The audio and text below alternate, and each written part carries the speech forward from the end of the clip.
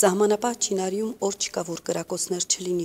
Տոնական օրերն անգամ այստեղ խաղաղ չեն անցել։ Գիշերն էլ լինում, 12-ից հետո էլ լինում, երեկոյան էլ լինում, ցիրեկն էլ լինում, երբ ասես լինում է։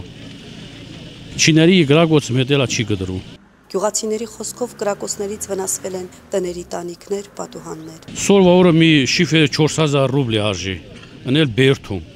Մի շիֆեր ծակեց, այդ վնաս է էլի, մի շիֆերն էլ ծակեց, վնաս է էլի։ Սա այն հենակետերից մեկն է, որտեղից ուղիղ մի քանի մետրի վրա կանգնած թշնամին անհանգստացնում է խաղաղ բնակչությանը։ 2016 թվականի դեկտեմբերի 29-ին հակառակորդի դիվերսիոն ջոկատի ներթափանցման փորձ կատարվեց հենց այս հենակետի ուղղությամբ, բայց բարձր մարտական ոգին ու հայրենի սահմանների ամրության համար իրենց կյանքը չխնայող զինվորների շնորհիվ հակառակորդը հետ շպրտվեց։ Ես շատ ուրախ եմ, որ այսօր ծառայում եմ Հայաստանի Հանրապետությանը, ճիշտ այս դիրքում տեղի ունեցավ դեպք, զոհվեցին մեր զինակից ընկերները, բայց մենք միշտ հիշում ենք նրանց եւ միշտ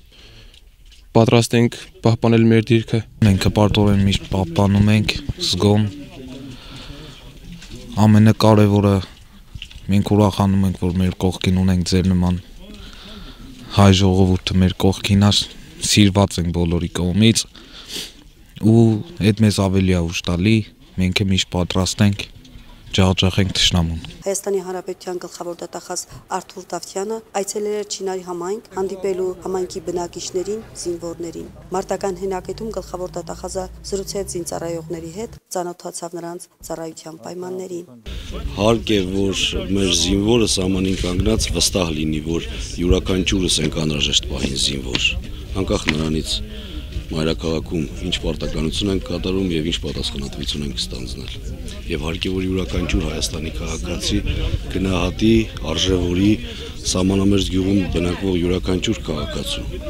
եւ սահմանին կանգնած յուրաքանչյուր զինվորի ամեն օրը եւ իր պարտականությունները կատարելիս ամենայն բարեխիղճությամբ ու պարտքով դա կատարի։ Զինծառայողների հետ հանդիպմանը անդրադարձ կատարվեց նաև 2016 թվականի դեկտեմբերի 29-ին հայ-ադրբեջանական պետական սահմանին հակառակորդի դիվերսիոն ջոկատների ներթափանցման փորձին։ Մամջան, պապջան,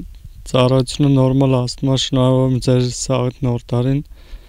Ձիք եղեք, լավ եղեք, իմացեք մենք ձեր մեջքին կանգնած ենք։